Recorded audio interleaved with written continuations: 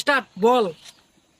বোঝে না সে, বোঝে না সে তো আজ বোঝে না। আরে হট, এইভাবে না তো। কথাটার মধ্যে একটা আবেগ আন, একটা দুঃখ আন, এমন একটা ভাব নে যাতে তোর গার্লফ্রেন্ড তোকে ছেড়ে চলে গেছে। কিন্তু আমার তো গার্লফ্রেন্ড নাই।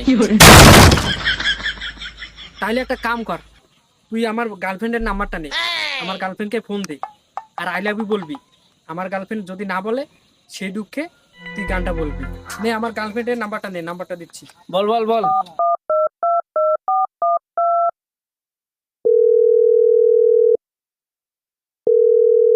হ্যালো।